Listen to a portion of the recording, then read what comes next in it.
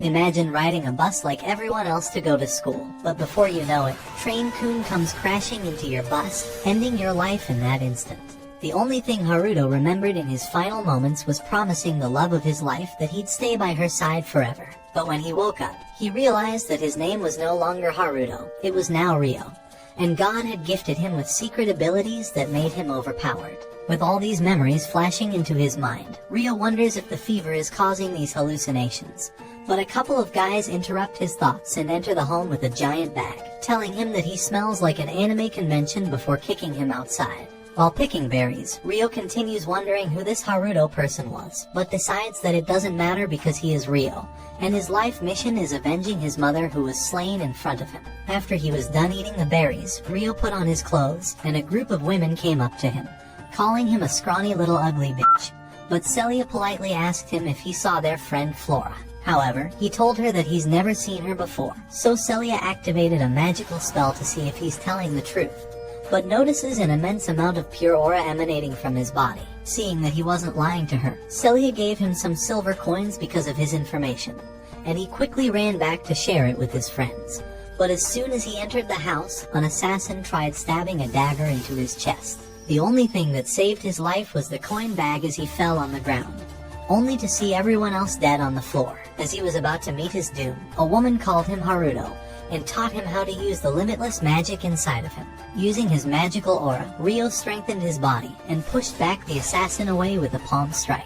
He adopted a karate stance that he learned from Haruto's memories, and kicked the assassin in the face after dodging his attacks. When the assassin continued to be aggressive, Ryo twisted his arm, and broke it. Enraged from getting defeated by a kid, the assassin approached Ryo yet again. But he got slammed on the ground. As he was about to finish him off, he heard the sound of a girl crying, and realized that the item those goons were transporting was Flora. The princess begs him to save her from this mess, but when she saw all the dead bodies in the room, she fell unconscious. There was no other choice for Ryo but to help the poor girl, so he carried her on his back, and took her back to the ladies that came looking for her earlier. Flora's sister Christina blamed Ryo for kidnapping her, and immediately got aggressive towards him. She didn't even give him a chance to speak, and Vanessa held a knife to his face, ordering him to come to the castle to explain himself. The knights captured the assassin later, and a mysterious person ended his life before he would reveal anything. Inside the castle, Ryo was tied up and started getting tortured by Charles as he beat him into a pulp. He kept trying to force Ryo into confessing that he kidnapped Flora, so his own carelessness would be looked over. But the only crime Ryo had committed was having such an ugly face. What did he say? The princess wakes up from her sleep, and her comrades ask her what happened to her. She tells them that Ryo was actually the one who rescued her, and that he should be summoned here at this moment. Ryo is still being beat up to the point where he's about to die from the amount of abuse he's taken.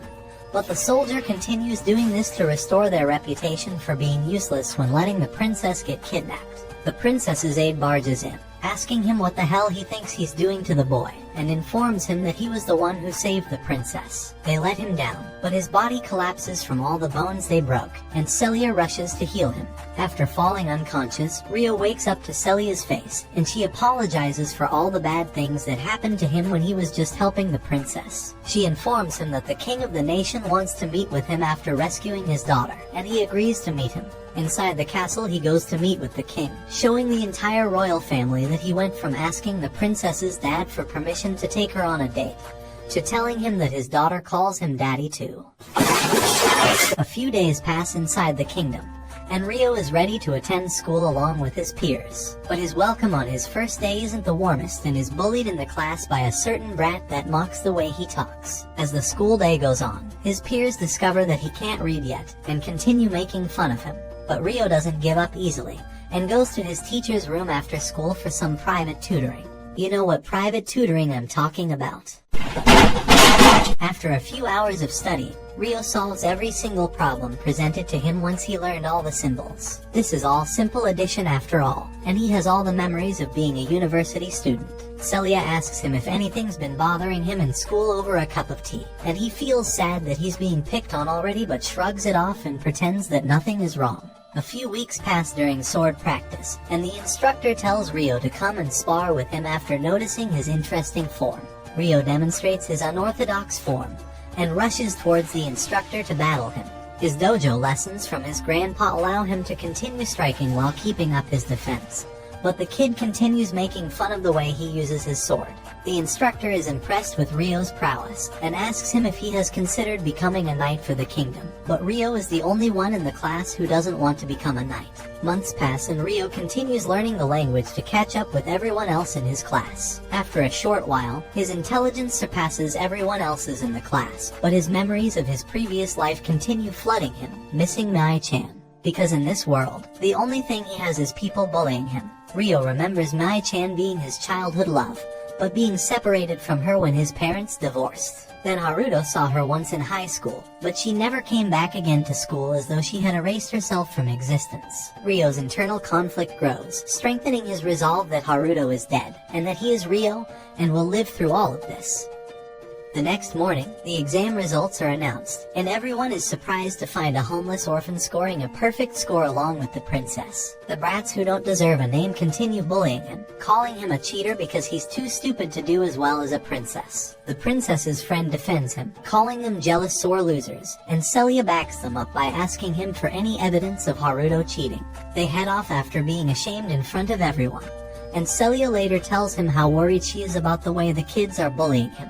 Ryo asks her if she experienced a similar treatment growing up, but she tells him that she at least had friends when growing up.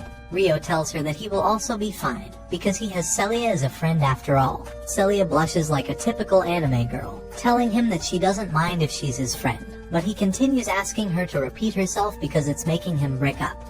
I beg your pardon? After all, he knew he would easily have his own harem from playing the sponsor of today's video, Azur Lane, the greatest side-scrolling RPG shooter game in the entire world, and would make all the ladies break up every time he wanted. Because with the stunning anime-style visuals, you would experience the game's story through various chapters and stages, and access an extensive and diverse cast of characters and over 600 plus ship roles to choose from. You could experiment with different fleet formations, exploit enemy weaknesses, and even engage in challenging boss battles. And for this holiday, you would get a new set of live 2D skins featuring popular shipgirls and bunny girl costumes. These adorable skins showcase dynamic actions and movements, with intricate details and animations that bring the characters to life. From playful twirls to charming gestures, these live 2D skins add a new layer of depth and personality to the shipgirls. So what are you waiting for? Click the link in my description to join the beautiful world of Azur Lane, and head into battle with the hottest anime girls. Because while you'll be crushing every single enemy, Ryo would remain an ugly, filthy, wretched, fuck-faced loser. Their relationship strengthens, and Celia promises that she'll always hug Ryo if he's ever crying from all the bullying. Ryo tells her that it'll be perfect for comforting him because she's so small after all. You're a victim! Years pass as they spend them together, and before they know it, Ryo is being asked to represent the school in the next Sword Arts tournament. The unnamed Bratz balls haven't dropped yet, and he rejects the idea of Ryo being the person representing the school. The instructor denies their objections, and Celia is impressed by how strong Ryo has become, and notices how much taller he has become now. She tells him that he's gotten so big after 5 years, but he tells her that she's still as small as ever. Emotional damage! After drinking a cup of tea, Celia asks Ryo what he plans on doing after graduating, but he tells her that he plans on leaving this country because there's no place for him here. This saddens Celia, especially because he's helped her clean this place up and always cheered her up when things got hard. Ryo apologizes for having to leave, but reminds her that she will soon be getting married, to which Celia rejects the idea of getting married anytime soon. He tells her that she should start thinking about it soon because she might end up growing old, but then tells her that she'll always be small in the important areas, so it doesn't matter after all. Celia wonders where Ryo's adventures will take him, and his only wish is to get to the country where his mother used to live before her death. Celia notices him spacing out in sadness, and wonders what could have gone on in his life. The tournament day arrives, and the first defender of the academy happens to be Ryo. The brat tells him that no one is expecting anything out of him anyway, but that he should avoid shaming the academy with his sword skills. His opponent appears on the field, and it happens to be no other than the man who tortured him meaninglessly when he was young. The battle commences, and the soldier wonders if he's mocking him. The knight fights all out, using his entire strength because he's been demoted since that incident 5 years ago. But his anger only causes him to rush out and compromise his position in the process, allowing Ryo to knock his sword into the air and finish the match. The soldier becomes a sore loser and tells them that he just wasn't trying and will be more serious. But the referee yells at him to take his loss as an honorable night instead of a win. The night after the tournament, a mysterious man drinks with the soldier, prying him for information. He asks him who that student was, as he was the only one to win a match while his peers all got destroyed. The soldier reveals that Rio was the one who saved the princess 5 years ago, and this captures the mysterious man's attention. The next day, Celia is excited to congratulate him for how well he battled, but sees Rio walking towards a woman that confesses her love to him, and wonders how she truly feels about him. During his classes, Celia teaches everyone about using lightning to control magical power. But the brat points out that they're only learning this because Rio is the only one who can't control any of his magical abilities. For all the crap he talks, he only is able to create a small orb of light, and Celia demonstrates to the class that you must be able to control multiple orbs of light at once to truly master it. Rio is impressed by her control, and wonders why he's only able to copy others' magic only after seeing it. After class, one of the brats comes up to Rio and tells him to stop seducing women everywhere just because he won by a fluke. Celia stands up for Rio, but the brat tells her that Rio's been flirting with her too. She denies this ever happening, but the brat tells him that his house will not stay silent if he continues playing with girls' emotions. The princess, Flora, sees this and is upset that he's being falsely accused. She blames herself for causing all these problems for him and wonders how she can repay him for rescuing her. A few weeks pass, and the annoying kid introduces the rest of his class to their class operation that they must complete for a high grade. He reveals that he's obtained classified information from upperclassmen, and has his friend make Rio carry all the luggage because he can't cast magic. Rio accepts without objecting, but Flora feels bad for him and asks him if she could help him carrying it. Rio stays a chivalrous man, and Flora feels bad for Rio constantly having to deal with all of this again. Goblins come to attack them, but the students fend them off without any trouble and make fun of Rio for being the only one who didn't do anything yet again. But what they don't know is that Rio is the only one who is able to notice the creepy man watching over them. As they reach the end of the path and think they are finished, they see a giant cliff before the finish line. But before they are able to understand their situation, a group of orcs come and launch their spears at them. Rio parries one of their strikes, but the brat gets slashed in the foot by one of their spears. The brat runs towards one of the students who pushes him off into the princess. Flora falls off the cliff unexpectedly, and Rio dashes towards her with his full speed, diving in and knocking her back onto the cliff to save her life. The orcs continue battling against the students, but they group up together to take care of the enemy in their way with their magical abilities. They eliminate the first horde of them and celebrate. But Rio wonders if he would be able to join them since he didn't take any fall damage using his mysterious magical abilities gifted to him. The students blame the brat for pushing Flora off the cliff, but the brat tries to blame Rio for being the one who pushed him and makes up a scenario to put all the blame on him. The rest of the students believe his story, even as Flora attempts to stand up for him. Rio realizes that even his wishes for graduating from this academy won't come true, and as Flora attempts to clear Rio of any of the blame, a giant beast comes flying above, blocking them from their exit. All of the students group up again and use their magical ability, but the giant monster knocks all of their magical weapons away and dodges any of their attacks. None of the students stand a chance against him, and as they run away to avoid their death, Flora is the only one staying back to heal one of her fallen peers. The beast comes from behind her, ready to finish her off. But Rio comes in to slash the monster in the last second. With his magical ability, he enhances his speed and agility, allowing him to slash towards the monster and dodge all of the attacks coming in his way. The monster jumps to the sky to prepare a strong slash, but Rio dodges it and continues his attack to hold the monster off. Rio parries all of the blows coming his way.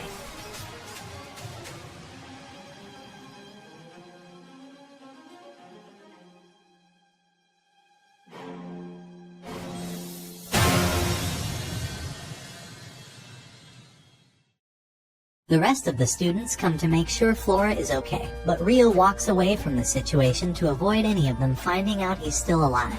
The creepy man flies from above, thinking that this is an interesting development and that he's never seen a kid using the secret spirit arts. Later that night, Celia goes to meet with the headmaster, but hears him conversing with the brat's parents. The headmaster understands that Rio likely didn't do anything wrong, but decides to pit all of the blame on Rio to save the royal family's reputation even if it's falsely accusing him. At night, Celia worries that she'll never see Rio again, but he knocks on her door and comes sneaking in. Celia runs towards him, hugging him and telling him how worried she was about him.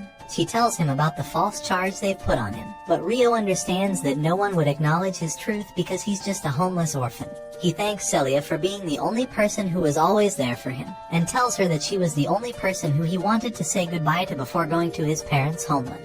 Even if they're separated, Rio tells her that he will send her letters under the name of Haruto, and gets up to leave. Celia asks him if they'll meet again, and he tells her that he will definitely come back for her. She bids him a safe trip, and cries as she patiently waits for all of his letters. During that night, the father of the brat commands a girl called Latifa to find Rio, and kill him no matter how far away he may be. Rio dashes through the country at incredible speeds, and jumps over any monster standing in his way. After 3 days of long travel, he makes it to the kingdom of Galark, where the news of his crime hasn't reached yet. A mysterious girl walks behind him, and he feels that something is off in this town. Inside the town, a chef asks him if he would like to try any of the pasta that was invented by Lyslot, and Rio wonders how pasta has made it from his world into this one with the same name. Rio pays for a bowl, tasting the dish, wondering if this person is from the same world as Haruto. After asking the person where he could buy more noodles on his trip, the man points him to the guild's headquarters. A maid comes up to him, introducing herself as Lot and taking care of all of his needs throughout the day. Rio sends a letter to Celia, telling her that he won't be able to communicate with her for a while because he will be traveling throughout the woods. As he takes his leave from the city, the blonde girl calls Lot Lyslot, but Lot tells her to keep her true identity a secret. Rio continues running through the forest until he finds a child laying down in the middle.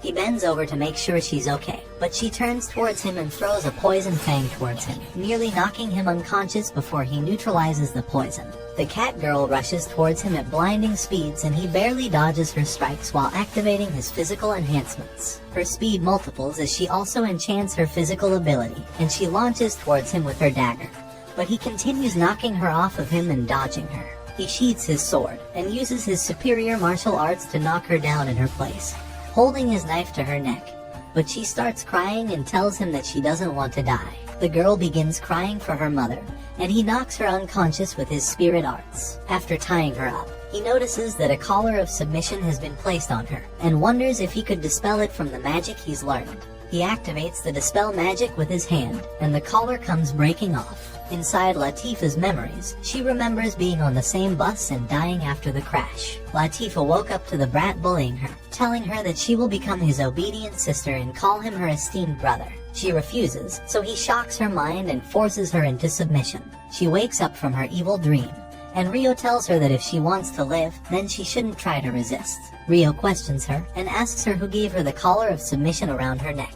Latifa begins crying, finally realizing that the collar has been broken off of her, and that she's finally free. Rio comforts her, and Latifa tells him that she's never known the name of her master, but tells him that her brother was called Stuart, and Rio realizes that the brat was the one who sent her after him. Rio asks Latifa if she still intends on killing him, but she tells him that she won't harm him. After releasing her, Rio tells her that she's free to do as she pleases, and that she should head away from him to find shelter in one of the kingdoms. However, as he walks away, Latifa continues following him and asks him if she could accompany him, but Rio warns her that she should be careful from a person that she just tried to kill. Rio tells her that he can't trust her, but Latifa tells him that he can put the collar onto her if he wants because she's more afraid of being alone.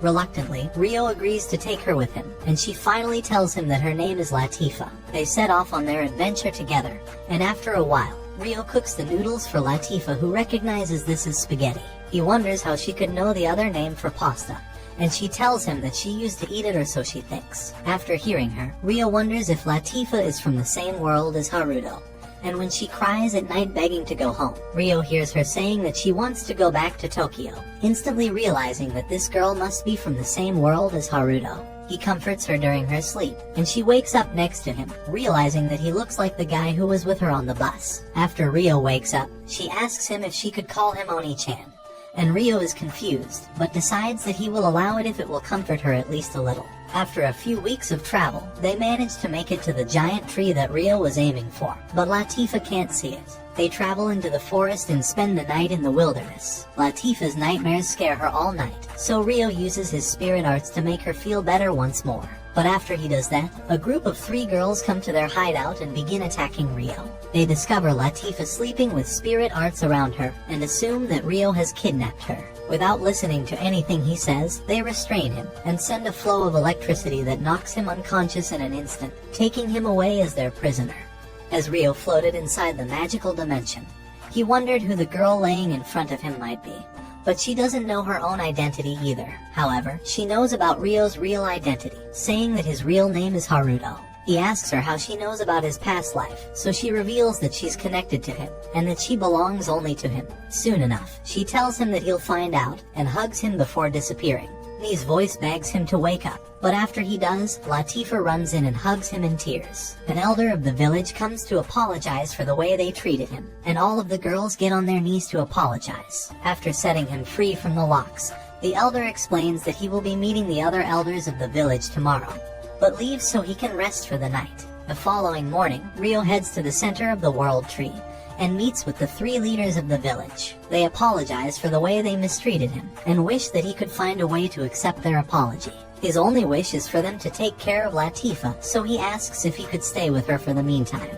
And all the villagers agree for him to stay living among them. Before he went on to leave, the Lady Dryas appeared, the spirit of the World Tree. After getting closer, she noticed the spirit living inside of him, and wonders if he's been unable to use magic, as spirits tend to suck all of the magic ability out of a human. Rio realizes that he's been constantly unable to use magic because of that, so the Lady Dryas holds his face, and tries investigating the spirit inside of him.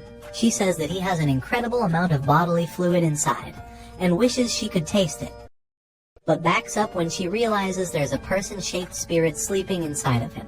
They are the rarest types of spirits to exist, and the elders reconsider whether they should begin treating him like a saint, one of the highest titles bestowed onto a human. One of the beast girls shows him back to his place, and Latifah begins showing him how amazing their new house is. One of the girls wonders what rooms he wants them to sleep in, and reveals that the 3 of them are going to be living with Rio. Ursula comes by and confesses that it was her plan to have them live together. After all, it will help him learn about their village traditions. And for Latifah, she will be able to make close friends who can look over her. Seeing the point in her words, Rio gladly accepts to begin living with them, and wishes for them to live happily with each other. As months passed, Rio began learning the spirit magic of their village, and spent all of his time learning their culture, whether it was through farming with them, mending metal, or even sparring amongst them. The seasons began passing until a year passed with them living together, until the Grand Spirit Festival approached. The Lady Dryas appeared to commence the festival, but in the distance, a griffin carried 2 men deep into a dragon's cave. Rias came back with an egg, telling the new soldier that he will be carrying this egg so Rias can continue piloting the griffin. As they took off, Rias looked in the distance and saw a swarm of wyverns flying behind them. Back inside the village, the Lady Dryas kisses both of them on the head to complete the ceremony. And now that they've become citizens of the village, the elders begin the festivities. As everyone ate, Rio realized why this anime had a harem genre attached to it, and the girls beg him to push the beds together after drinking some apple cider vinegar. One of them tells them that this won't deepen their friendship with Rio, but the girls say that they want something else to deepen inside of them. After all this time, they feel like he's still continuing to distance himself from them, which shocks Rio that they noticed. Once they left to get more food together, Ursula approached Rio, and he wondered if it was time to break the news to Latifah. On the other side of the village, Rias says they will be resting here for the night, and tells his subordinate that he's going to investigate the area. Before leaving, he hands him an artifact, and Rias claims that it will help him determine his location if he gets in trouble. The soldier eats it and Rias goes on to leave, seeing that the wyverns are approaching his subordinate's location. Meanwhile, Rio walks with Latifah to a secluded area, and she begs him to head back so they could play together. But Rio asks her if she enjoys living here. She tells him that she loves it, and is glad that she's been able to make all these close friends over time, which makes Rio happy to hear. However, he reveals that he will soon be leaving the village. He'd been heading towards the east this entire time, and can't take her along with him anymore, so she runs away crying. Lady Dryas warns the villagers about the looming presence of all the wyverns, and sends an army of the beast women to find the reasoning behind their gathering. At the same time, Rias has infiltrated the deeper part of the wyvern cave, and found all the eggs that were hidden elsewhere, so he begins storing them in his void box. The beast women continue searching the forest until they located the griffin. As they approached the man, he held a knife to them and began flying away. their leader attempts to shoot him down with her lightning, and they notice that he's heading towards the world tree. But before they can do anything, a giant wyvern appeared from behind, and the man narrowly dodged its attack.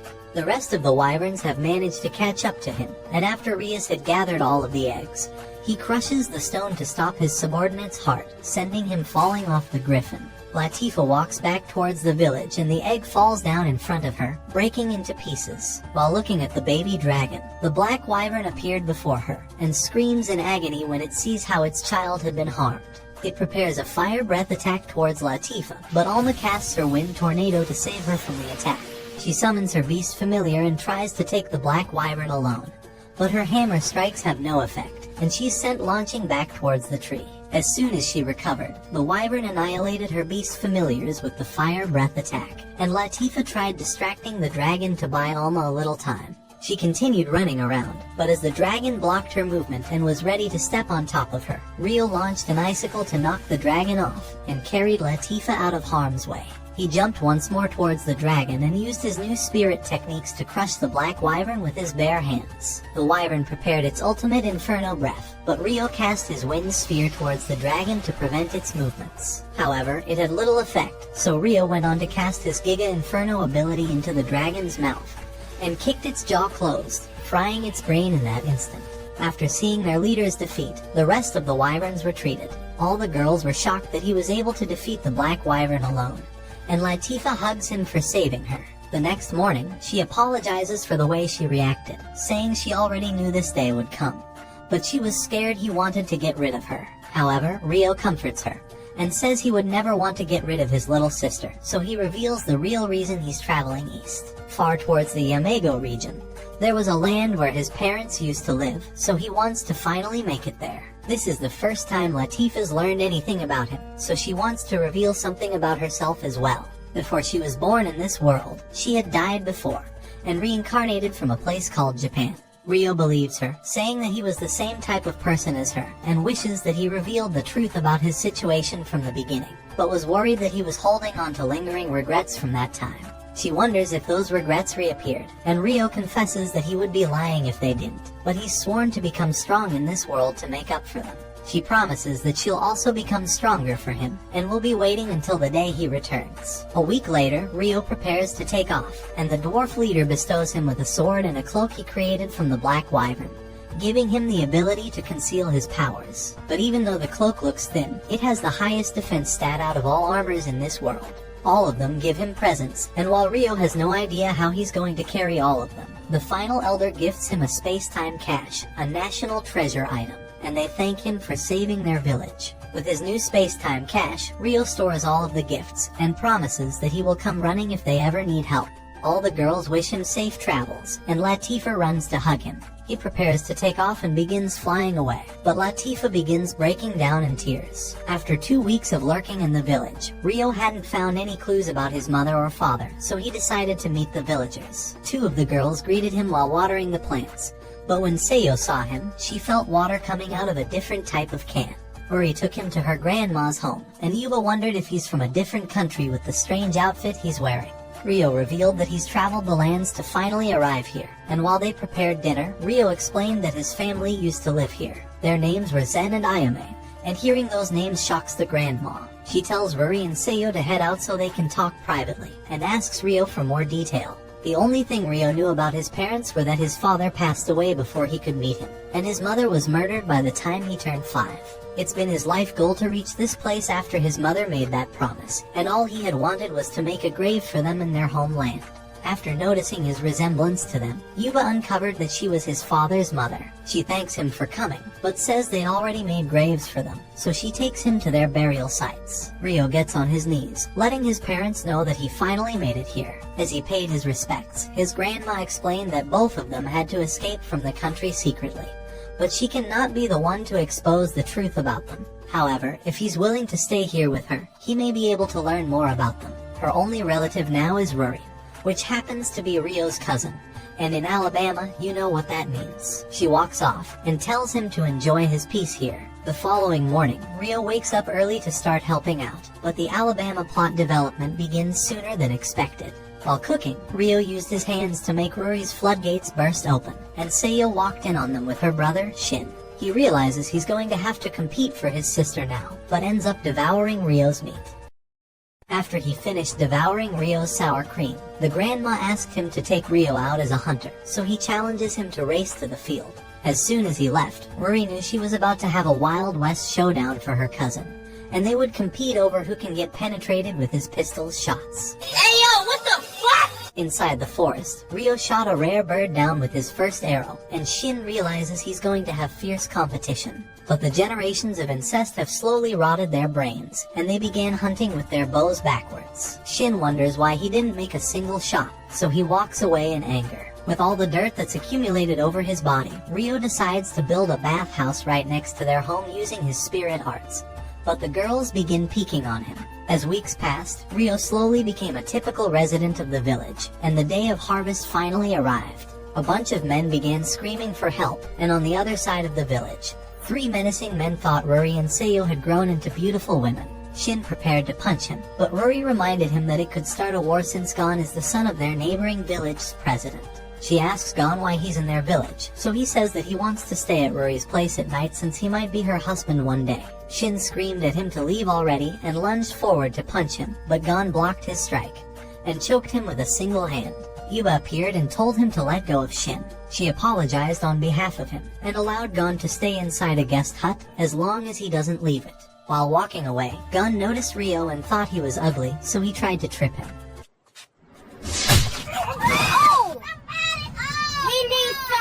Yuba told everyone to stay on guard for the night. But since Shin lives alone with Seiyo, he begged Yuba to take her in for the night, and she agreed. Before they went to sleep, Rio asked them to put a protective amulet in the corner of their room for the night. Inside Gon's hut, his lackeys were impressed at how well he destroyed his own cart, and Gon tells them that they're going to enjoy their little visit tomorrow. By sunset the next day, Rio was training his Giga Chad body, and told the girls that he could hear their floodgates bursting from a mile away. They wonder why he's been training relentlessly, but Rio thinks it's a little embarrassing while remembering his promise to me. His goal was to one day become strong enough to protect the girl he cared about, but worries that she might be with someone else at this point. Seiyo heard those words, and sadness grew inside of her heart. At night, a man entered Seiyo and Rory's room, but the amulet activated. He began shutting Rory's mouth, and when Seiyo was about to scream for help, Gon threatened to harm her friend. However, his lackeys were beat up, and he saw Gon on top of Rory, reminding him of the way his mother was murdered. Rio's anger grew, and while Gon ran towards him, Rio flipped him over with a single stroke, launching him outside. He steps on his neck and begins punching him in the face repeatedly. The girls beg him to stop, and the other men of the village come to stop him before he ends Gon's life. Yubas realized Gon was about to assault the girls, and Rio walks off like an alpha. This is the second time he's wanted to end someone, and this swelling revenge had been burning inside of him this whole time. But without him noticing, he had been pulled towards Haruto's identity. His resolve had weakened, but this drive for revenge makes him feel like he won't be any different from the man who ended his mother. The following morning, Lord Hayate, a messenger from the kingdom, appeared to collect taxes and deliver Gon to prison. Yuba asked him if he could take a letter to an important person inside the kingdom, so Hayate promised to deliver it, and took off with Rio. Several days later, the team made it to the capital. After they sent Gon to prison, Rio walked around town with Seiyo, and one of the merchants suggested he buys a gift for his cute girlfriend. Seiyo tried explaining that they weren't dating, but the woman said they looked so cute together, so they should get a souvenir to commemorate their visit. Rio asks her if she would want anything, and the woman tells Seiyo to get on both her knees to thank him. Rio thanks the woman for the smooth layup, and Seiyo sees a cute flower petal that she puts into her hair. He thinks it looks beautiful on her, so he buys them from the lady. And before they left, the merchant told her to fight her hardest for him before a different girl steals him.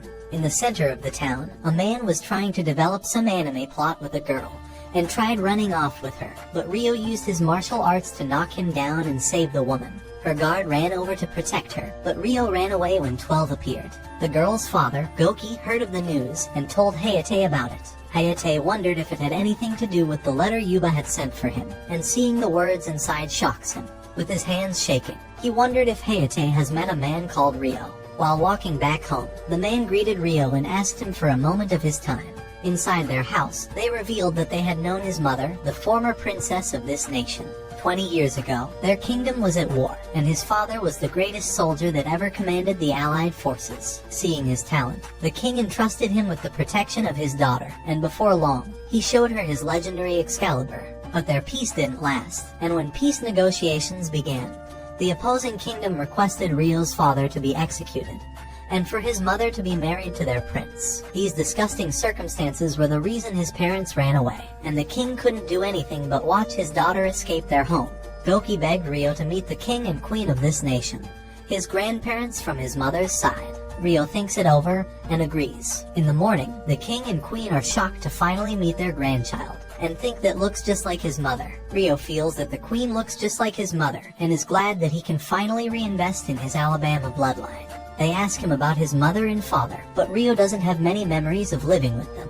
He was too young to ever meet his father, but he remembered his mother being the person who never stopped smiling. However, all of that ended when he was 5, because a person named Lucius continued helping them after his father passed away. On that fateful day, his mother had left the house and told him not to open to strangers. But when Lucius came, Rio opened the door since he'd grown up with him. But he slyly smiled and kicked Rio towards the chair. There are snakes masquerading as humans in this world, the man revealed, and his mother came to see the way he was hurting her son. He grabbed onto her and stabbed her. That was his last memory of her, and he started living in the slums until he was 7. Regardless of what's happened, he will never be able to forgive Lucius, even if revenge wouldn't bring her back. With his hands, he promises to end the man. His grandfather understands his resolve, but wishes for him to train for a while under Goki. He's the strongest warrior in the entire nation, and hopes that this will prepare him for his fight with Lucius. Inside the manor, both of them prepare to spar against one another, and Rio leaps towards his opponent to strike down. Goki evades in the last moment, and they strike against one another. None of Goki's strikes are able to pierce through his defenses, so he prepares a magical energy attack. This is his secret technique, the first blade air slash, and Rio defends it with his water magic, blinding his opponent to rush forward and end the match. The king is impressed and thinks that training won't be necessary after all, but Rio thanks them for their consideration, and hopes to one day introduce them to his cousin. All of them head back to their village, but when Ruri wondered where Rio went, Seiyo pointed towards his family's grave. In order for Rio to continue living, he can't run away anymore, so he promises to accept what's ugly inside of him to protect those he cares about. As the seasons began changing, Rio understood that he needed to leave the village soon, but didn't know how to break the news to Seiyo. So when spring came, Rio approached her while she was planting rice and corrected her technique, saying he wishes for her to be the one to supervise everyone while he's gone. Those words shock her, and she wonders what he means by leaving, so he tells her that he's going to be leaving the village during the fall. He doesn't know if he'll be back regularly, but he noticed the tears falling from her eyes. Once she was done planting rice that day, she collapsed at home, and Shin saw his sister crying. He asked her if something happened, and wondered if it was Rio who caused her to cry. She told him he didn't do anything wrong, but she's sad because he'll be leaving the village soon.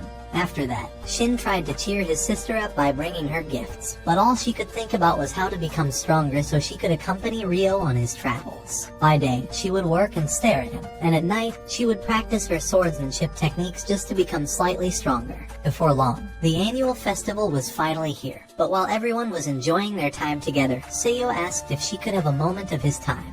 The real reason she called him here was to confess how she felt, and says that she's in love with him. Those words left Rio speechless, and he apologized, saying he can't return her feelings. She asks him if it's because they're not blood related, but he tells her it's mostly because he'll be leaving the village soon. She begs him to take her with him, revealing that she's been working every day for 6 months so that she doesn't drag him down. She's willing to do anything, even reincarnate as his sister, but Rio tells her that even if she did all those things, she's still ugly. What did he say? Those words crushed Seiyo and she began crying, but she held his hand and begged him to just stay close to her. However, Rio apologized and walked away. She continued crying, and Rio noticed Shin's presence and apologized for the way he treated his sister. Eventually, the day of his departure arrived, and Rio was ready to set at the break of dawn because of his long trip. Before he left the village, he saw Seiyo waiting for him at the exit. Goki had approached her and asked her if she loved Rio enough to cast away her own village. Seiyo hesitated, but said she would do anything to stay with Rio. So before he left, she wished him to take care of himself, and promised that she's going to work really hard and says that she'll become stronger by the time he comes back.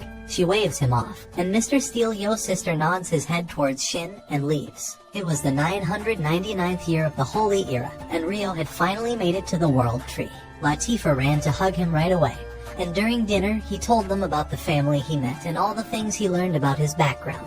The elders wondered how long he's going to stay here, and Rio revealed that it'll only be for 4 more minutes of this recap because their village is the most boring part of the series. Never mind, this has become the most plot-filled part of the story. The girls wonder why 02 is laying on top of him, and Latifah wonders how the she's in this anime.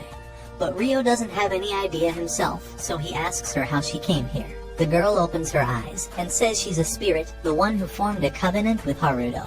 She sits on his bed, but all of her memories appear to have been erased. She has no memory of any of the times they've been together and doesn't even know her own name, but wants him to name her. She tells him that she exists for him, calling him Haruto. The girls wonder why she's been calling him Haruto, and Rio tries to buy some time to come up with some bullshit excuse. He tries telling her to call him Rio, but she begins communicating telepathically with him, and says she knows everything about him, even the number of sperm cells circulating at any given time, because she's going to suck them out. The girls tell him to ask Lady Dryas about her appearance, so Rio tells her to get up, but sees the greatest plot in all of anime. With her magical abilities, she changes her outfit. While gracefully standing, Rio notices the beauty emanating from her, reminiscing about me. He decides to name her Asia because the image of spring appeared in his head when he looked at her. The girls think her name is beautiful, and Latifah wonders if this would make them sisters. Back at the village council, the Lady Dryas appears, and finds it a mystery that Asia had lost all of her memories, so she asks Asia what type of elements she's best at. Asia says she's mastered all of them, especially the sloppy toppy technique, shocking the entire room.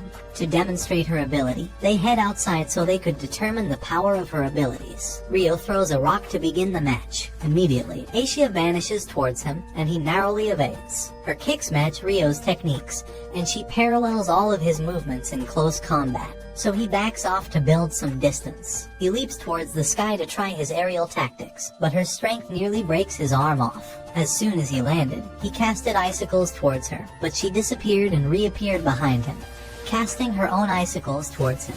She continued mirroring all of his techniques, so Rio eventually casted a tornado.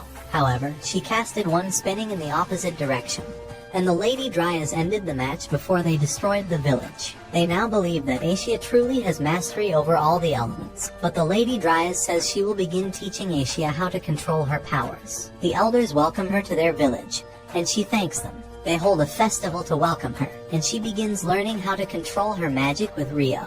After a short while, Dominic shows him the portable house he's built, and Rio is glad that he's finally going to out of this village. Latifah is saddened when hearing those words, and while the other girls walked away, one of them begged him to spend some time with his little sister before leaving, so they decided to do it the same way all siblings do in an anime, inside the fucking hot tub. Last time this didn't end well. Latifah wonders why Asia kept calling him Haruto, so Rio reveals that it used to be his name before he reincarnated. She was excited when hearing that, because she used to take the school bus, and he was the person that she wished could be her brother every day. Rio wonders if that meant she was in the bus crash with him, and her silence reveals the truth. But as sad as it may be, she's glad she was right about him being the best brother. He promises that he'll come back to her once he's done, so she asks him if there's anywhere else he needs washing.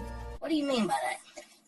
The following morning, the elders give him some gifts before departing. One of them is a compass that will always point back to this village, and the other gives him a device that will allow him to change his hair color so he can remain undercover wherever he travels. Before leaving, Rio asked for the others to take care of Latifah while he was gone, and took off. While they flew away, Rio told Asia that they're headed to see Celia because he hasn't been able to communicate with her. Inside the capital, Celia was staring at the letter Rio left for her, and wishes she could just talk to him once more. But Charles has finally found her, and asks her if she's been preparing for the night when they will finally be united. In the year 1000 of the Holy Era, Rio was finally back inside the town he grew up in, and activated the device so he could change his hair color. Throughout the night, he tried sneaking into the school he used to attend, and went down to the basement so he could enter Celia's study room. All the memories of the last time they saw each other resurfaced, but after he confidently entered the room, he noticed that it was completely empty. Wondering what could have happened to Celia, Rio decided that they should cast an illusion onto a different researcher and ask them what happened. inside a random professor's room.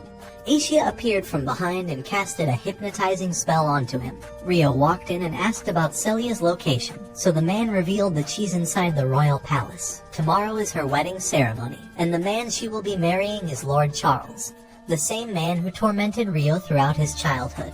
After their kingdom suffered a crushing defeat to the Proxia Empire, the House of Duke Arbor barely managed to commence negotiations of peace, and the head of their house was Charles. The old royal family was forced to flee the capital, and Charles chose to unite his power with the House of Clare. But in order to do so, Celia must be married off to him. After extracting all the information he was looking for, Haruto left and wondered what to do about her political marriage. Their only option would be to infiltrate the castle to meet with Celia just one more time. So Asia told him she will locate her room.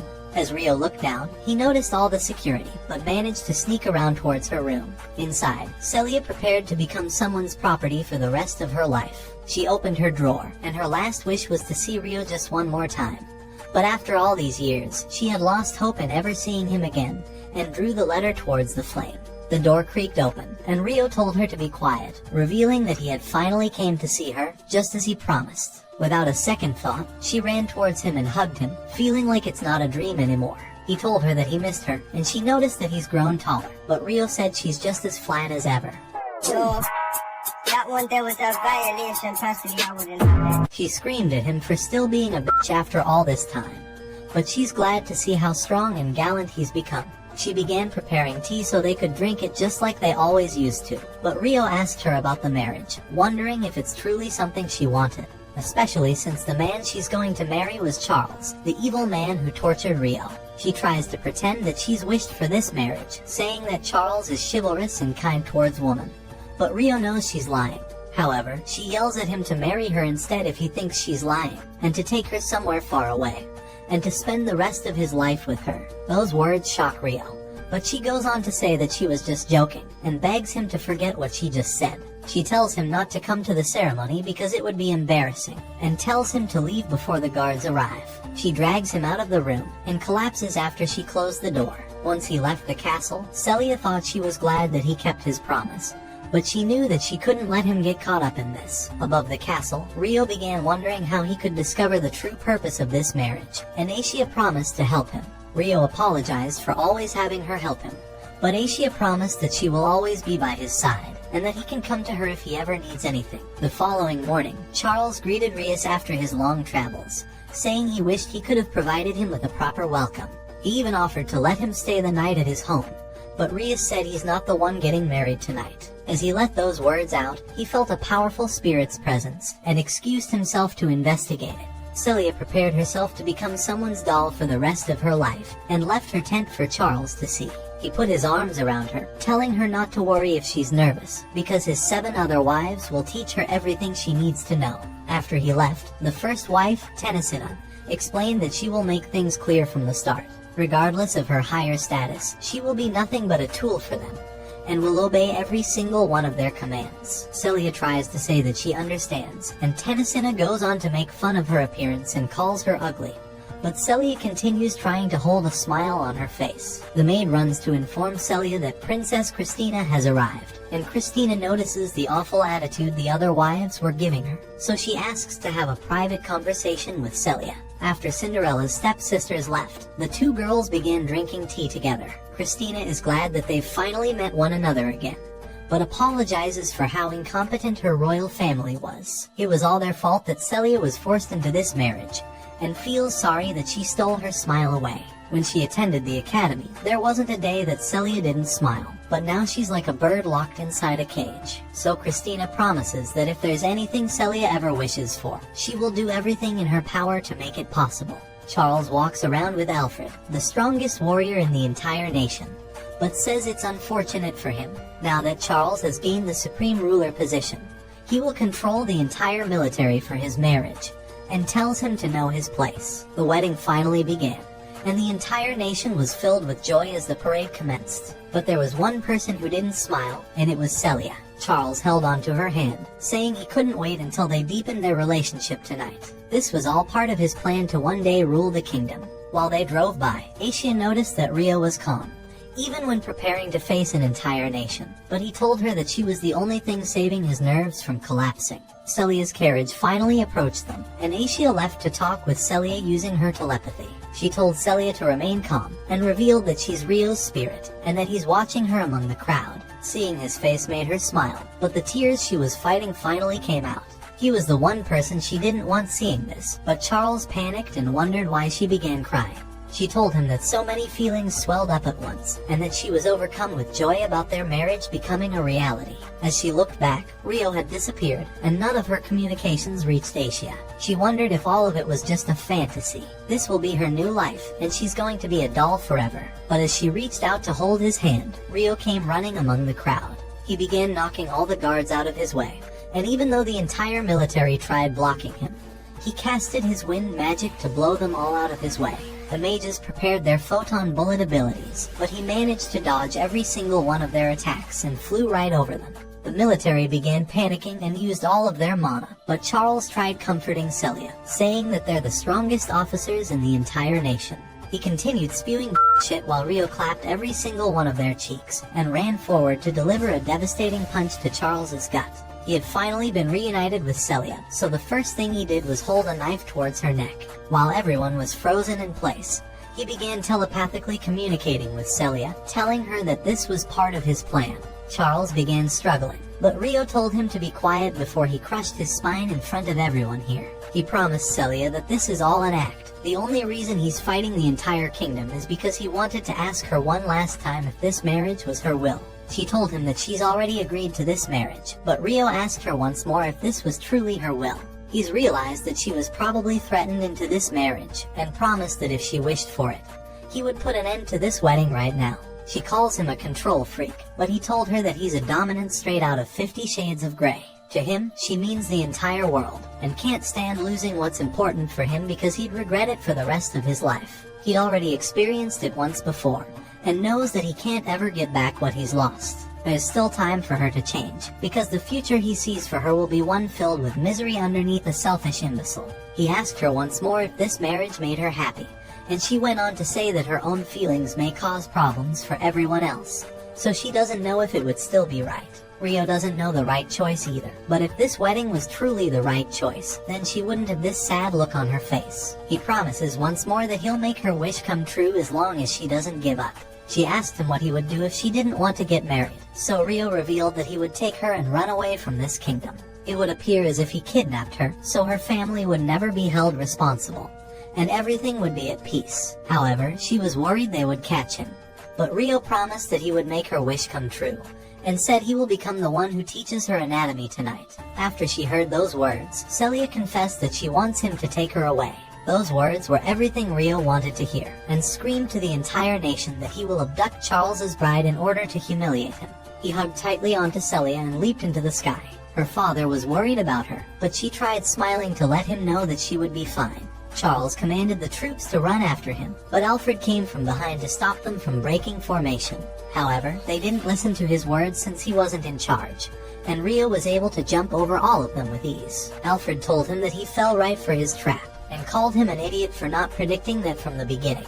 The mages launched photon bullets towards him, but Rio blocked every single one of the attacks with his wind arts. Rios noticed that he was the same person who used spirits arts years ago, so he decided to launch a powerful blow towards him. But Rio blocked it with ease. After the dust settled, he began running, and griffins tried tailing him. Charles began screaming at the army, but Alfred said that he will be in charge of the military to make sure the kidnapper doesn't go away. Charles screamed that it was Alfred's fault for letting the man get away, but Alfred asked him if he had any connection with Celia's kidnapper. Charles thought it could be someone who hated him, so Alfred said they've narrowed the suspect down to every citizen in this nation.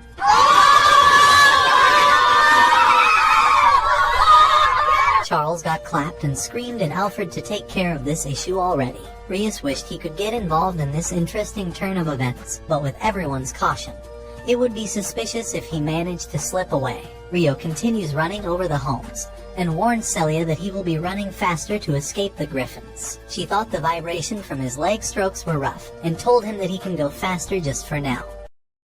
After a while of them chasing him, Rio leaped down into an alley and handed Celia off to Asia. He told Celia that he was planning on distracting the army while she escaped with Asia, but promised that he would catch up with them outside of the kingdom. He leaped above the homes, but when the soldiers noticed that Celia was missing, they launched a signal flare for the other soldiers to surround the area. However, this was all part of his plan, and he wanted to draw the attention of the entire army to this area. The mages began firing down towards him once more, but Rio managed to dodge all of their attacks as he leaped from building to building. The soldiers from below tried preventing Celia from escaping, but Rio leaped down and began knocking them out one by one with his legs. The rest of the army appeared, and the griffins continued raining their magical attacks toward him.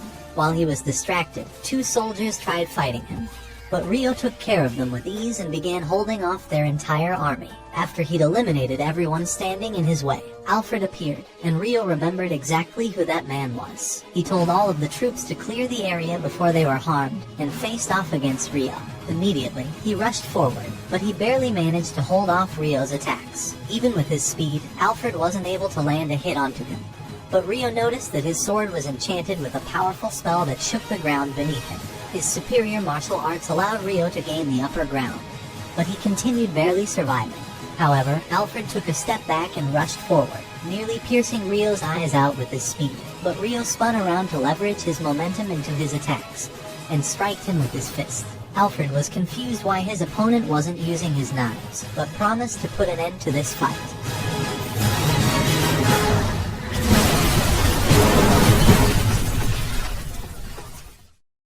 The only thing that remained where Rio stood was rubble, and Alfred knew that his strike would have burnt him to a crisp.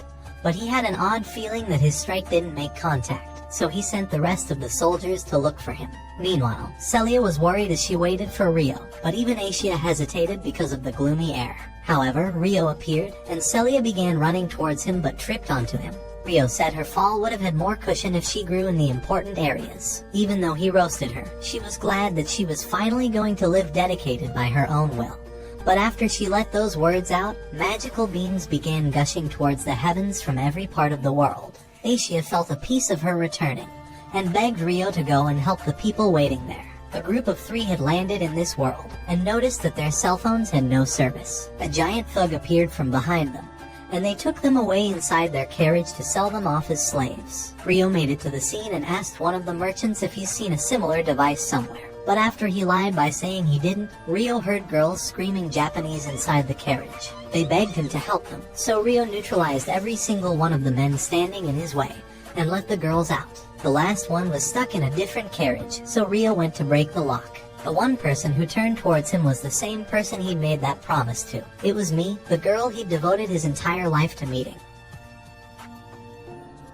Because in the previous world, Haruto and me had been neighbors, and even though they separated on the day Haruto's family were moving away, they had promised to marry each other when they were older. However, by the time they got to high school, Mi had dumped his sorry ass. But when one loser named Takahisa tried escorting her home, Satsuki appeared to ruin his hopes, reminding him that he was betrothed to her already. As they left the school together, ignoring Haruto's pathetic face, they had met Haki and Masato. When Satsuki began suggesting they celebrate their entry into high school, magic circles had surrounded them. So as Takahisa and Satsuki were teleported away, Haki, Masato, and me were teleported together. It was at the same time that magical beams were gushing towards heaven from every part of the world, and when Asia sensed Mi's presence, she had immediately asked Rio to save them.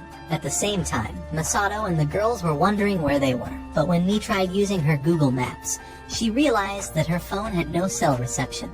It was at that moment the ugly giant appeared behind them, but Haruto had followed Asia's directions to find them. When he first arrived at an area of spatial magic and had spotted a cell phone, he wondered what was happening.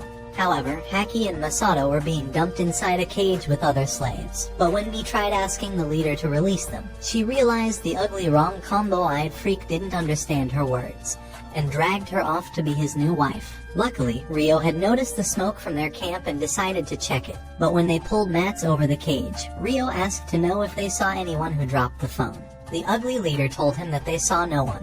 But even though Rio knew he was a lying ugly piece of shit, he thought it wasn't smart to randomly start a fight. However, when he began hearing a screaming voice, and one bandit tried shutting her up, Rio realized it was Japanese, and revealed that they were the ones he was looking for. Wondering how he understood their words, the leader commanded his men to kill him, but as they surrounded Rio, he activated his magic and blasted the ground. As the commander released photon bullets, Rio dodged the attacks, and as he dodged another's strike, kicking him away, he knocked off another. He originally intended to take the leader hostage and conduct negotiations, but with the weird-eyed loser already surrounded, Rio decided to draw his blades. Immediately, he parried an enemy's attack, slicing across his shoulder, and as he knocked another to the ground, the commander released a bunch of fireballs on him. Just then, he parried off Rio's blades. But as Rio leveraged his distraction to punch him in the gut, he kneed him in the face and stabbed his shoulder. At that moment, the weird-eyed stain wet his pants. But as Rio activated a fire magic that burned off his glove, he commanded him to release the abducted children. After Haki and Masato were freed, they discovered that Rio understood Japanese, but Masato told him that the last one of them was inside a wagon. Using magical waves, Rio easily dismantled the lock. But when he saw me for the first time, the sight of her face left him in shock, and he wondered how she got here. A few minutes later, while they were heading away, Rio told Aishia to meet up with them before sunset. But Haki, Mi, and Masato were enchanted at the sight of the setting sun. As Mi decided to thank Rio for saving them, Rio revealed that he actually intended to ask them a question. So as Mi introduced herself and wondered what his name was, Rio told them that he was currently going by the name Haruto. Mi recognized the name, but when Haki nearly got angry, Mi decided to calm her down. But Rio remembered her as Haruto's sister. He thought they had a lot of resemblance, but when he wondered if his name was weird, Masato asked why he didn't have a family name. At the same time, he revealed that he was Haki's younger brother, but with Haruto having had only one sibling, Rio wondered if Haruto's mother eventually remarried. However, he decided to remind them that the sun was setting, so as he suggested they find somewhere else to go, he offered to create a comfortable spot for them. After arriving at the plains, Rio released a discharge magic that summoned a stone house from the ground. As he told them that there was living space inside, Aishia descended before them, so when Celia rushed to Rio and began asking if he was hurt, Rio decided to introduce them to each other. However, the girls soon realized that they couldn't understand one another's language, so with Aishia wanting to breach the gap, she decided to form a temporary path between Celia and me, revealing that she would be their interpreter in the meantime. She explained that she could only do so because Rio understood both languages, so when she told him she was hungry, Rio invited them all inside. A few minutes later, while Rio and Masato were setting up the table for dinner, Rio revealed that they were in another world. So as Masato realized they were lucky to have been saved, Haruto told him that they would have been sold off as slaves. At that moment, the girls arrived for dinner, but when Rio saw Celia in sportswear, she told him that Haki had lent it to her because she looked too ugly in the wedding dress. After their dinner, Rio realized that from all of their accounts of what happened, they were caught up in a phenomenon caused by summoning magic, and said it was responsible for their teleportation to this world. When Mi wondered if they would ever return to Earth, Rio confessed that he had no idea, and said it was different from his case of being reborn. Celia thought the 6 pillars of light and the events of the year 1000 of the Holy Era were connected to the legend of the 6 wise gods, because according to ancient prophecies, 1000 years after the divine demon war, 6 sacred stones would glow in different colors, and would soar as pillars of light into heaven, summoning mighty heroes who were clad in powerful and divine raiment to descend from outside of Strahl. However, Rio thought Masato and the girls were certainly not the heroes in the legend. So as Celia agreed, Mi decided to reveal that Takahisa and Satsuki were teleported before them, and she thought they could also be in this world. Rio said it was possible. So as Mi continued by saying that they could be in danger, she explained that their sense of normal was useless in this world. However, every single word she said was totally meaningless to Aishia.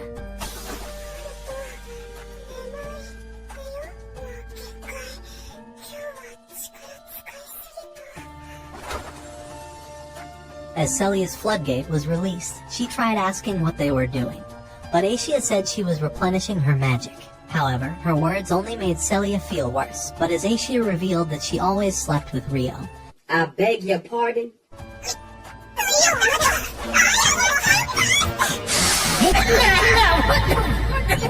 However, Mi was starting to grow uncomfortable with all the talk about plot development, so as she offered to clear up the table, Haki and Masato began to assist her. With his plans for the night already ruined, Rio decided to show everyone to their rooms, even leading Celia upstairs, before telling her goodnight. However, while inside his room, Rio wondered what Mii would have thought if he told her that he had Haruto's memories, but concluded that he was no longer Haruto. He had made up his mind to dirty his hands so that he could avenge his mother's death. But when he heard a knock on the door, Celia told him that she wanted to speak with him.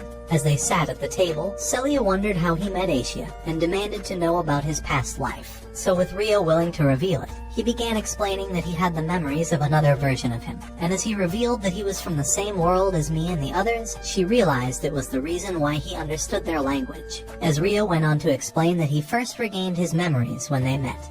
He said he was previously named Haruto, and Celia revealed that she had thought he was too mature for a little boy. Meanwhile, in the kingdom of Beltrum, Charles was still angry at losing his fiancée, but as one mouth loser named Rias continued teasing him about her kidnap, Charles told him to shut his wretched hole because he was certain that the abductor had been obliterated by Alfred's attack.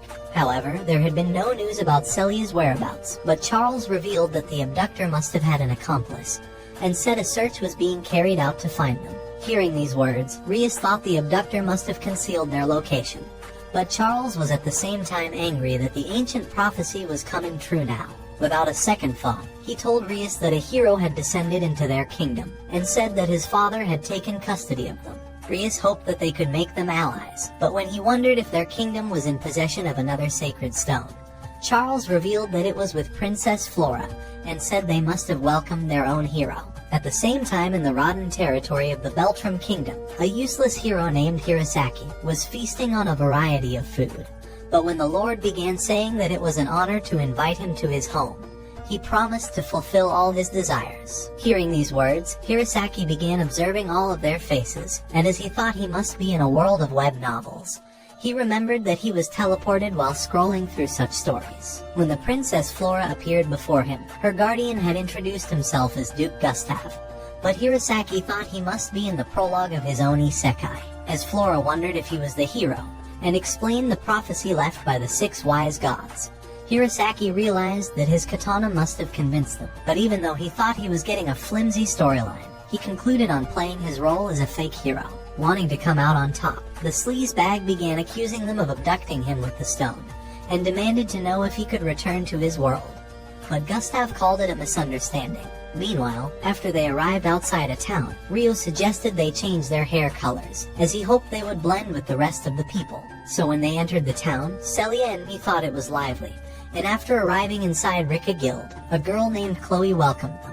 While the girls were shopping for clothes, Rio was investigating around town, but got no leads at the end of the day. So after they returned home, he revealed that he heard nothing about Satsuki and Takahisa, but affirmed that the heroes had arrived just as prophesied by the legend of the 6 wise gods. With Haki desperate to find them, she began saying they needed to search immediately.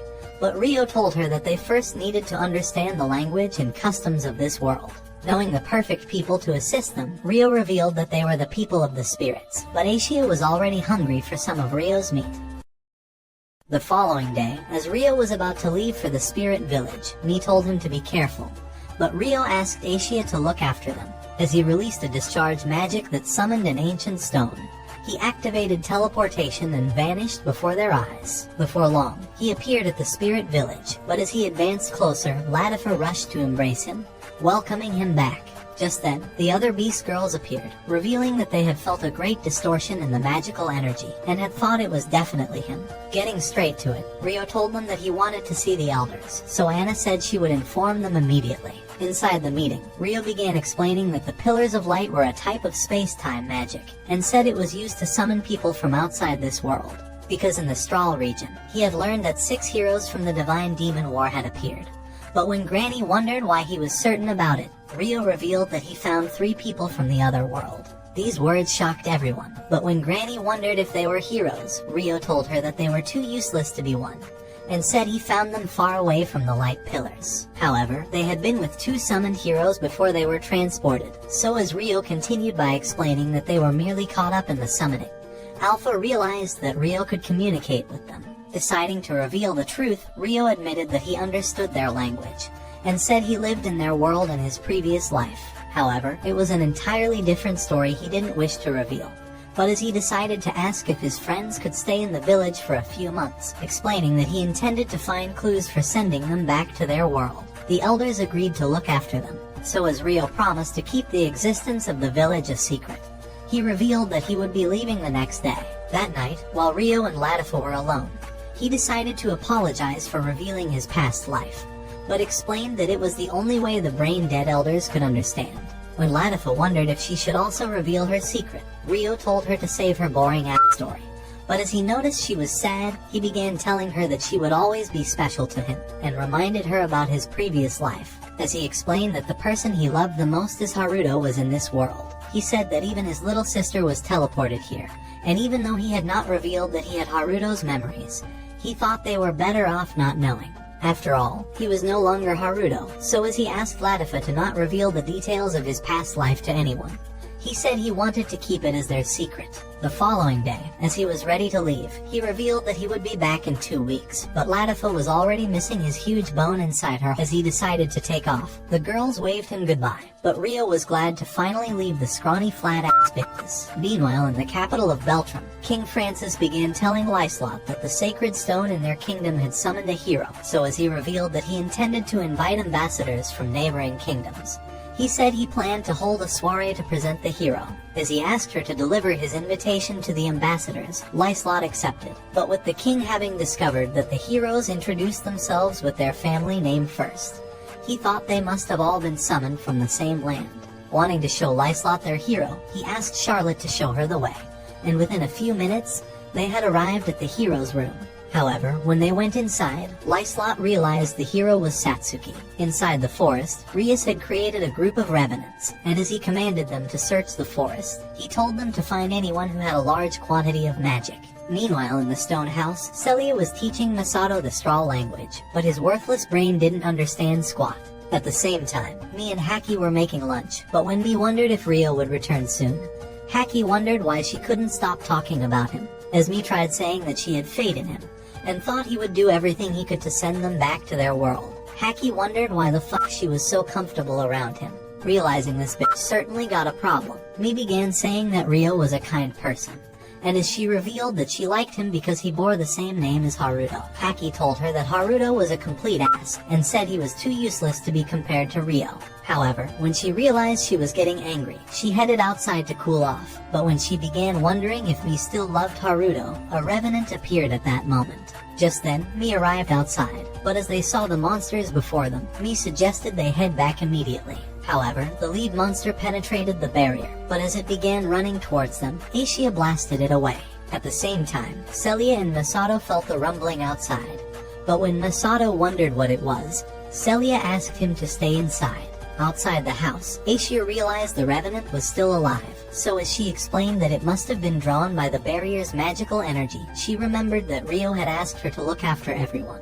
Determined to obey him, she blasted another monster, but Celia repelled the last one. However, the monsters remained alive, but as the leader tried to attack again, Rio landed before him, knocking him down with his sword. As he apologized for taking too long, he realized the monster was resilient. But as he asked Aishia if she knew how they began to exist, she told him that she didn't. Wanting to end them quicker, Rio offered to take on the leader, so Aishia rushed to the others. As the leader tried escaping, Rio landed before it, and as he dodged its attacks, kneeing it in the gut, he began wondering if it understood his words. But as he decided to end it, the revenant mouthed a few words to him before dispersing, leaving only a rare stone. At the same time, Aishia revealed that she had killed the other demons, but when Rio remembered the monster's words, he realized it had begged to be killed. On the other side of the forest, the revenants had rendered a group of adventurers unconscious, but as Rias noticed that the last group had not returned, he thought they must have been killed off. However, he realized it would only delay his plans, and concluded on making a larger army. Meanwhile, in the spirits' village, Latifa was wondering if she was better off revealing her secret to me and Rio's other friends, as she thought it would make them important to her. Just then, Rio appeared with the group, but while they were still fascinated at being teleported, Latifa rushed to welcome Rio. As Sarah and the other girls arrived to welcome them, they bowed down to honor Aishia, but when Masato wondered if she was a goddess, Rio told them that the beast people worshipped high-level spirits. At the same time, Celia was happy to finally meet her ugly rival, but when Latifa told her she was also happy to meet her, Haki, Mi and Masato realized she could speak Japanese. With Latifa excited, she affirmed so, saying that she had memories from her previous life, But as she nominated herself to be their Australian teacher, Rio wondered what this flat-ass bitch was doing. As Latifa explained that she had revealed her secret to the elders and the Beast Girls, she told him that she wanted to help him, so with Rio having no other choice, he decided to accept. After they entered the village, they discovered that the elders had thrown a welcome party for them. So as Liam said they were happy to have them. Mel tried saying that they looked the same as humans, but Granny told him to get lost with his craggy, useless, wretched face. All through that night, they drank PG grape juice, but when Masato noticed that an arizashi was one of the dishes, Latifa told them that she made them. The following day, Celia found Rio training, but when he noticed her, she wondered if he could dig into her hole harder than he did with his sword. What do you mean by that? As they sat under a tree, Rio began saying they could finally deliver a letter to her parents. But she thought he was overtaxing himself, knowing he was working hard to return me and the others back to their world. She said she wanted to support him, but thought she was only a useless burden who was continually getting in his way. Rio told her that she was only a half burden, and as he said he really wanted to save her, he explained that he would gather information on the heroes after he helped her to deliver her letter. So later that day, as they were ready to leave, Latifa and the others bid them goodbye, and Mi gave Rio a special meal she made for him, saying it would feel the same as eating out her meat. So as they took off into the sky, Mi hoped they would return safely. Meanwhile in the Beltram capital, Lyslot was inviting Hirosaki to the king's party, saying that she was sent as the king's envoy. But the simp was enchanted by her beauty. Thinking he would get a chance to hit, Hirosaki agreed to attend, and said he wanted to see her again. At night, Rio and the girls eventually arrived at Celia's home, so as she told them that there was a secret passage in the garden, she said only the family knew about it. As they hid behind a bush, she revealed that the entrance was at the fountain, but Rio thought they would be spotted by the guards, and suggested they activate their spirit arts. At that moment, a guard appeared to check the bushes, but Rio and the girls had already turned invisible, so when Celia pointed at the entrance, Rio opened it instantly. Inside, Celia lighted a lamp, but as her father's magical lamp began to glow, Rio told them that their presence had been detected. At the same time, Roland opened a secret door, but as Celia placed the letter on a table, she began hearing her father's voice. By the time he entered, he only noticed her letter, but they had already made it outside. After he discovered she was apologizing for running off, Roland began running towards the garden, screaming for her. But as he discovered she was gone, he hoped to see her again. At the same time, Rio wondered if Celia wanted to see him, but she said she would rather stay away. So as she thanked him for bringing her home, Rio promised to reunite her with her family. The following day, when they arrived at the market, Rio realized that the city was lively.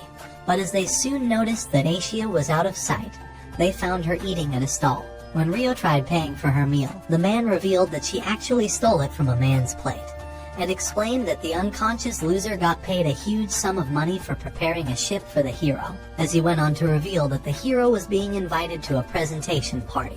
He said they had set out already.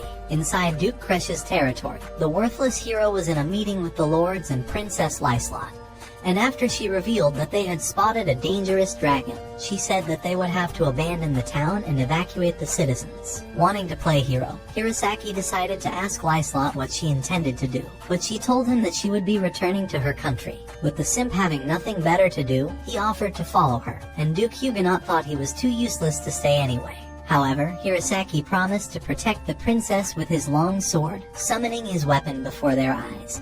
But Lyslot wondered if his other weapon was even longer. The following day, as they began their journey through the forest, Arya noticed monsters in the area, and commanded the soldiers to form a battle formation. Immediately, they activated the carriage's defenses, but while Hirosaki wondered what was happening, Arya revealed that there was an incalculable number of monsters hiding in the forest. At that moment, the soldiers noticed them, but as Arya wondered how they appeared so suddenly, the monsters began hurling stones at them. Inside the carriage, Hirosaki had nearly shat his pants, but the maidens cast barriers to repel the stones. At the same time, Arya offered to take charge of the forward defense, but when 1,000 monsters appeared ahead, she directed the maidens to lower their barriers and attack individually. Activating magic cannon, Arya consumed the demons before her and rushed to annihilate the rest of them. So as Maria directed the other maidens to handle the demons on the other side, she told Chloe to stay behind the knights, and enhanced her physical ability to join the battle. All the while, Rias was watching them from above, and as he noticed Arya, He concluded on exploiting their defense weaknesses. Meanwhile, Hirosaki was growing restless inside the carriage, so when a heavy weight landed on top of it, the scaredy pants decided to summon his blade and headed outside with Rona. Having no other choice, Lyslot decided to follow the loser, but activated a magic barrier. As she came across the useless coward, he wondered if they could win the battle, but Lyslot thought they would make it through. However, Hirosaki was getting sick of this crap-ass world, and wondered why he was so useless even as a hero. But Lyslot rushed off to heal the wounded. Using her magic, she began healing the first soldier, but when Arya decided to give her a report of the battle, Rias noticed she was advancing to the rear and thought his diversion was successful. Just then, a huge monster emerged, and as Rona revealed that it was a minotaur, she said it was a legendary monster that raged during the Divine Demon War. At the same time, another minotaur appeared in their rear, and as the sight made Hirosaki fall on his ass, Arya discovered she was surrounded, but managed to dodge the beast's attack. Before their eyes, the second minotaur knocked off the carriage, but when it tried to catch Princess Flora, Lyslot managed to save her. So as the beast raised its sword to end them, Rio sliced off its hand, and with a single kick, he pierced its body. When Flora saw him on the sword's hilt, she remembered he had saved her in the same way several years ago. But when the other minotaur began charging, Rio rushed towards it.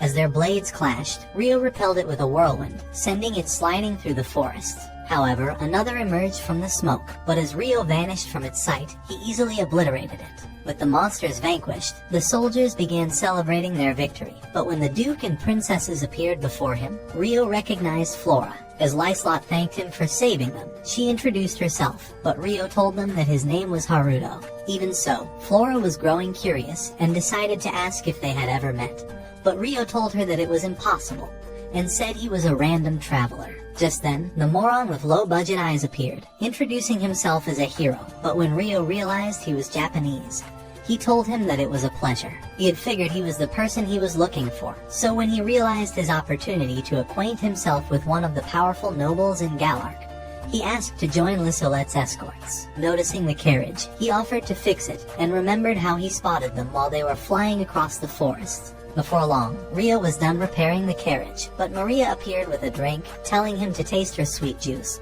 But Rio could only notice her huge Meanwhile, the Duke was wondering how they would move the giant sword out of the way, but as Hirosaki realized his opportunity to show off, he lifted it off the ground and tossed it away. Rio thought his magic was amazing, but the moron sneered at him as he passed. Meanwhile, in the spirit village, Masato, Haki and me were still taking straw language lessons.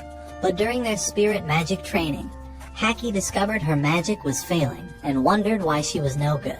As she decided to take a walk, she remembered when she played together with me and Rio, but had watched him get taken away after their parents separated. The memory made her hate her brother, but as Latifa spotted her, wondering why she was alone, she suggested they head home together. At the home, the Beast Girls decided to reveal how they first met Rio, saying that they had captured him after a misunderstanding. However, when they revealed that Rio had called me in his sleep, me and Haki wondered what it meant. But the Beast Girls noticed their awkward silence. Inside the Imperial capital, Emperor Nidal was revealing his plan to start a war with the Beltram Kingdom. But as Charles appeared, he told Lucius that he was ready to put their plans into action. When Lucius wondered what his plan was, Charles revealed that he wanted to kidnap Princess Flora. Meanwhile, Rio had successfully escorted Lyslot and her party to Galark Kingdom, and Arya offered to show him to his lodgings. But a few hours later, he rejoined Celia and Asia at a restaurant, and revealed that they would be staying in this city for a few days. Afraid his identity would eventually be uncovered, Celia suggested they leave.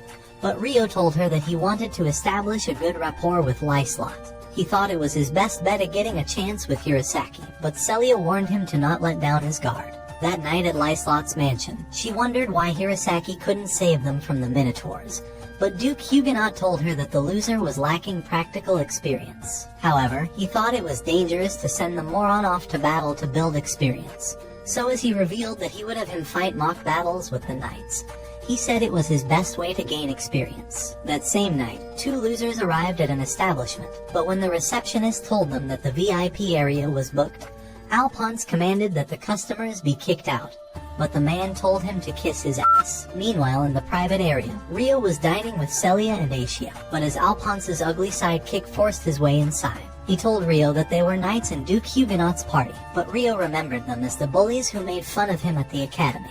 Even so, he decided to apologize and offered to leave the room, but as Alphonse thought it was his lucky day to kick ass, he demanded that they dine together. Knowing his worthless face would only make him sick, Rio turned down his offer, but the meathead was itching to get his ass kicked, and began saying that he wasn't properly interacting with nobility. Wanting to teach him a lesson, he tried attacking Rio, but he restrained his arm and dodged Stuart's kick. When Alphonse returned again, Rio flipped him over, kicking Stuart in the gut, and leaving both losers unconscious. A few hours later, after Aria told Lyslot and Huguenot what happened, Lyslot realized that her intention to have Rio as an ally could be sabotaged, but Huguenot promised to punish Alphonse and Stuart. A few minutes later, when Huguenot met the losers at his office, he threatened to disinherit them, and said that Rio was far too valuable than their worthless lives. However, as he revealed that he was willing to grant them a second chance, he told them to join an advance party to investigate the dangerous forest, but threatened to confine them if they failed. Without hesitating, Alphonse accepted the punishment, but Huguenot told them that they must apologize to Rio first. The following day, Lyslot decided to apologize to Rio for what happened, and as she revealed that Huguenot wanted to sign a peace testimony with him, she decided to invite him to her home. A few hours later, after they arrived inside her mansion, Huguenot summoned Alphonse and Stuart for an apology, but as they bowed to the ground, Alphonse was still angry at Rio. A few minutes later, while they were having lunch, Rio decided to ask about the second hero who arrived at Galak, so as Hirosaki revealed that she was a lady, and that she would be introduced at a soiree. Lyslot told him that her name was Satsuki. Hearing these words, Rio remembered that Mi had told him she vanished first into this world. So when he realized she was the one they were searching for, Lyslot revealed that a third hero would also be coming. At that moment, Rio realized he had his work cut out, and knew it was only a matter of time before he found Mi's friends. A few days later, after Alphonse arrived at the forest with the advance party, he continued getting angry at the thought of Rio, and grew determined to prove himself. However, when the commander told them to prepare for a monster's attack, Lucius emerged from the bushes, and they realized he was an enemy. Watch this next video. Till next time, my fellow legendary plot masters.